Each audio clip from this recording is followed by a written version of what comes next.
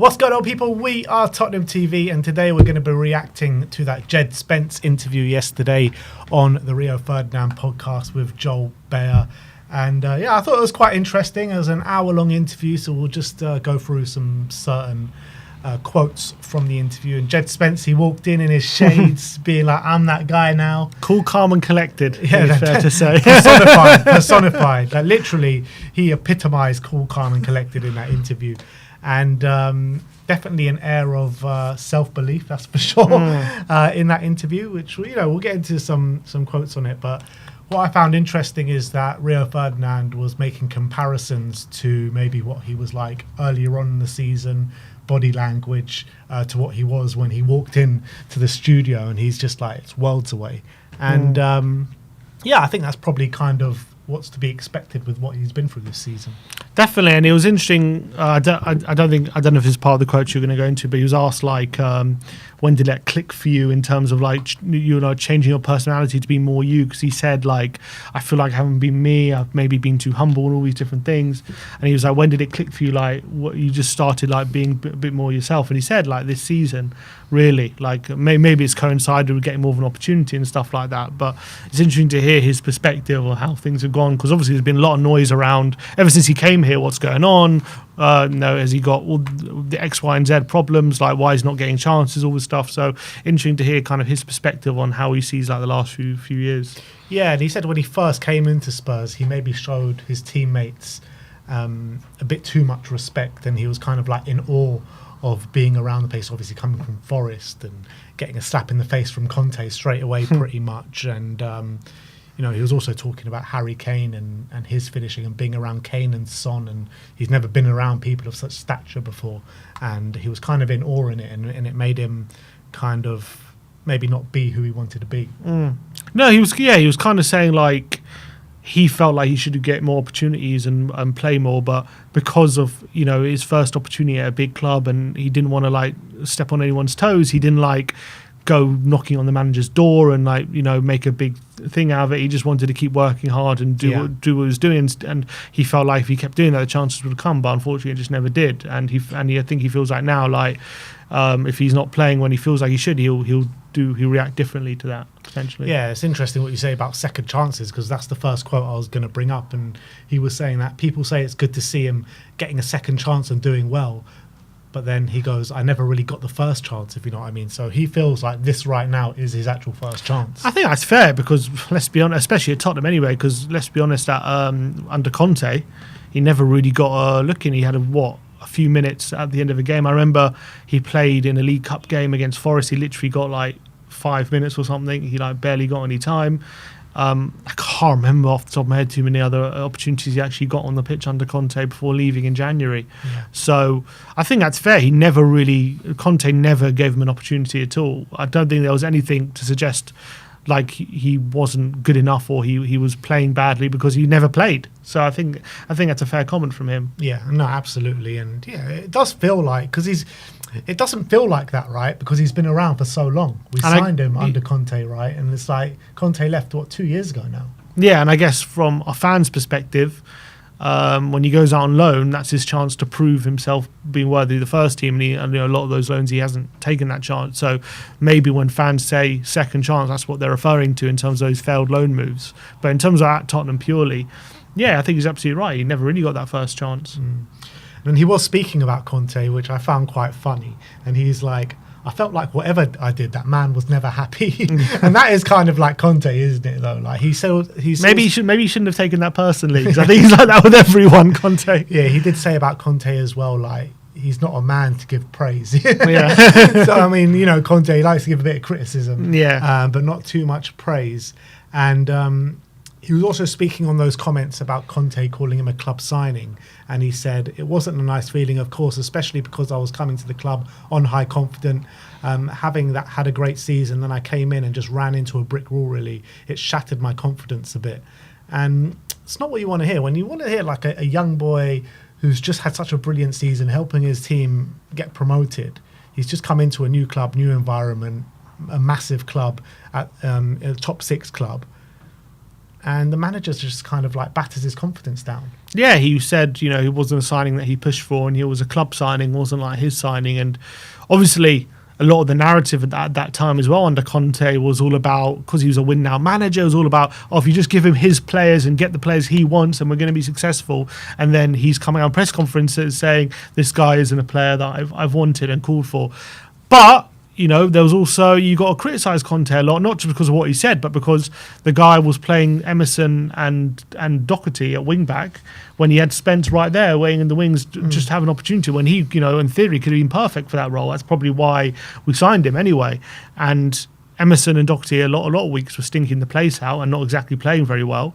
And Spence just was never given a look in, even in under those circumstances. So that was obviously something we were quite critical of Conte at the time of. And obviously when those comments came out, it didn't really sit right with me when he was saying that about a young player coming to the club. And you know, kind of he's getting his first opportunity at a big club, and he's obviously very excited to join. He's signed a contract under the kind of assumption that I've just had a great year in the Championship. I'm very highly talked about, you know, man of the match against Arsenal in the FA Cup. Like, I just got on Championship of the Year. This is his big break, essentially. And he's got a manager who's basically seemingly not giving him an opportunity, maybe for political reasons or whatever it is. But it seems as though he's just not going to give him a look at, even though potentially he's the best fit for the role in that system. And that must be hurtful. Yeah, I guess, look, there's two ways you can look at it, right? And I think whatever way you want to look at it, Conte should come under criticism for this decision alone, for sure. Don't get me wrong. But it's all about how the club is run as well, because if you bring in a manager like Conte, you can't bring in players that he's not going to play. That's the reality as well. No, I absolutely agree with that as well. And I agree. When you bring a manager like Conte, the disconnect between the management and the hierarchy. When you bring a manager like Conte in, you have to give him the players he wants, because we know with managers like Conte and Mourinho, it's kind of his way or the highway. They want players who are ready now, ready to compete for big things. They're not here to, you know, build projects and finish top four. They're here to win titles. That's his mentality. And when you give him a player who he doesn't feel like is going to be ready to be, you know, step into that team and be who he wants him to be, he's not going to be happy. And that's what happened with Conte. But it's also fair to say that on the face of it, Spence was probably the best option for us in the squad, and he should have used him. Yeah, I don't doubt that at all. Then he's talking about Spurs' ambitions for this season, which is no secret to anyone, but he says that we want to win the Europa League. We need to win trophies as a club, a big club. We need to win something, and the Europa League would be where it starts. I mean, nothing groundbreaking there. Yeah, but it's something that I've picked up on throughout the season in terms of not necessarily Europa League, but I remember listening to Brendan Johnson when they were talking to him. I think it was like in January or maybe even earlier. And my point being, they were talking to him at a stage where maybe the league wasn't necessarily gone at that point. And they asked him, you know, what do you really want to achieve this season? And he said, like, everyone at the club is talking about winning a trophy. Everyone is focused on that. And I think definitely the outside noise from the fans and maybe the media about trophyless Spurs and, you know, X amount of years without a trophy, definitely that narrative has seeped into the dressing room in terms of what they believe they really focus on this season. And obviously Europa League's all we have to fight for anyway this season, but and clearly they're all like very much geared towards giving their all in that competition right this season. Yeah, makes sense right now. But Maddison spoke about that in his first interview with the club. I mean, a lot of players now speak about that when they first join the club, and their first interview, you know, that this club needs a trophy, it's been too long. And I feel like it's one of the remits now that the club kind of drill into them as they're joining. Is it healthy though, that kind of mentality, like that, they're just being so focused on it, like as if like, you know, once we win, like as if that the feeling is like once we win that trophy, like they've done their job. You know what I mean? Like I feel like they're so focused on like getting this monkey off the club's back, which I think all the fans are desperate for to happen anyway. So I understand it, but in terms of the mentality of how you should be at this club, should it just be focused on, we need to just win this trophy for these fans, or should it be like we need to build a successful team kind of thing? Yeah, I think it's a bit of both, but I think when that's all the players are talking about, particularly when they first join the club, it does come across a bit like of desperation. Yeah, I know what you mean, yeah. But look, like before this kind of period under Pochettino and that kind of era, and before Pochettino with the Harry Redknapp, it was all about all the players coming in were just saying top four, top four, top four, top four. And now it's shifted to like trophies. Because we had top four enough times. Yeah. He was talking about, so Rio asked him, like, who's that guy in the club that just pulls you aside and gives you the words of advice and takes on that role? And he said, I would say Madders.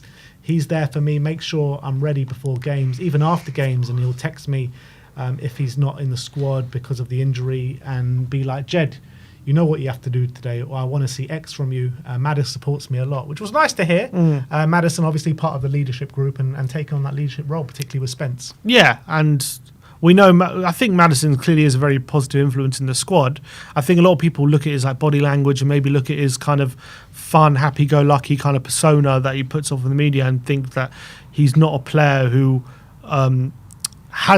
takes on that responsibility, that leadership. But I think he clearly does. I think the way you hear him talk in interviews sometimes about the younger players, he clearly talks to them and tries to mentor them. And he is one of the senior players in the squad at 28, even though himself, he's still probably, having joined from Leicester, obviously he's a top player, but you know, he's still a player who's kind of trying to cement himself in the England squad, trying to be that player who's won big trophies. He's still not that player yet, and he's still trying to develop that himself, even though he's a more experienced player within the squad. But it's nice to hear that he feels that responsibility as being part of the leadership group to kind of mention to Djed Spence. I don't know if you have it in the quotes, but do you have it when he was asked about leaders? Yeah, I'm going to speak about that. Yeah, okay, we'll speak about that. But but it's nice to hear about that, Maddison, and I'm sure he's not the only one he does that to. Yeah. And then he's also, he obviously holds Maddison in a very high regard because he was saying he's a top player. I feel like when he's the team, he's someone that we can look to and he can make the difference. He's a pivotal part of the team. So, I'm sure plenty of players feel like that with Maddison. He actually called him one of the best players in the Premier League. Yeah, he did. Yeah. He did. He said that in the essay, his opinion, which is very high praise for a player like Maddison. I know, and I think we all agree, like on his day, he can be. It's just can be very frustrating when there are games where he does go missing and he seems to be a bit of a passenger. And for one, I don't know why that is. Whether it, does he have to be at his physical best to be as effective? It kind of feels like that. It feels like when he's just off it a bit physically, he seems to just go missing a bit. But but it's obviously he seems to be very popular with a lot of the younger players for sure. Yeah. And then he was speaking about Sonny as the captain and leadership at Tottenham in general. And he says about Sonny, he leads by example. He's in early every day. He does the right things and just sets the example on the pitch. He trains hard every day. And when it comes to match day, he gives his best and his numbers speak for itself, I think. That's what he said. And, yeah, that's kind of what you hear all the time about Sonny with, anyone that speaks about him leads by example, right? But then he was asked, who are the leaders in the dressing room? And he kind of couldn't answer that. Yeah. He couldn't answer it. And for a good, 10 seconds, he was thinking. He was sitting there thinking about it. And, if you're in that dressing room every day, and you ask someone who the leaders, surely you'd be able to say off the bat quickly who the leaders of the dressing room are. And I found that very telling, actually, that he just because there's been a lot of talk in the fan base, hasn't there, about we need leaders. Where are the leaders in this team when we're going through a bad period? And even Djed Spence couldn't answer it. Yeah, and this is a guy within the dressing room, so that's definitely concerning, I would say, because whatever you want to say about in terms of how the role of a leader has changed with it down the years, do you get Roy Keane types and what kind of stuff? And I think it's fair to say probably not anymore. You don't really get those kind of personalities within dressing rooms. Leadership does look different, but you should still know within your own dressing room who's kind of within the group, the leaders of the team, who's the one pulling you aside and telling you, letting you know things, telling you what to do, kind of things. Or if you are doing something wrong, who is still someone in the dressing room should be holding you to account with all those things. And I understand, as I say, in this different generations, leadership kind of looks different in this day and age. But the fact that he had to sit there and think about it and he couldn't really, obviously he ended up saying, Son's the captain and stuff like that, but he didn't have an immediate answer to who the leaders are in the dressing room. Probably does there, I think it's there for all to see for what a lack of leadership maybe there is in that team. And maybe that, we need people, especially the people who are in the leadership group, if they don't immediately come to mind, I think there's a problem there. Yeah, absolutely. And look, he did mention Sonny and Maddison and their leadership kind of abilities. But then you're looking past that, and I was like going, say Vicario, because for me, Vicario Or Kulusevski, you know. Or Kulusevski. I mean, these guys do look like leaders on the pitch, but he didn't mention them. No, he didn't mention them. Maybe they're more on the pitch rather than like within the dressing room or whatever it is. But yeah, I think it's just the fact that that wasn't an easy question to answer. Is worrying. Is worrying for sure. Unless the point being that kind of.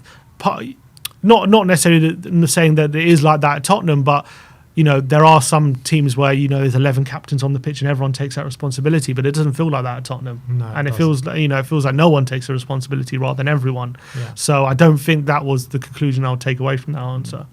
And then he did speak about Archie Gray. They were speaking about Archie Gray quite a bit, and he said the sky's the limit for him, to be honest. And he was talking about his ability at such a young age to just seamlessly step in at centre-back, being a midfielder, and to the high level of performances that he's bringing. But the sky's the limit, to be honest. I mean, from what we see on the pitch for Archie Gray, I mean, they must be seeing just a hell of a lot more as well. Yeah, and they see how he is behind the scenes, how hard he works, what a great head he's got on his shoulders, and clearly there's a lot of belief within him. And he says he forgets sometimes that he's 18 because of how mature he is. Yeah. And he's played out of position, all these different things, and I just can't wait to see him play more regularly in positions he's more comfortable in, because him as centre back, I just feel like I want to see the best of him, and we just haven't seen that.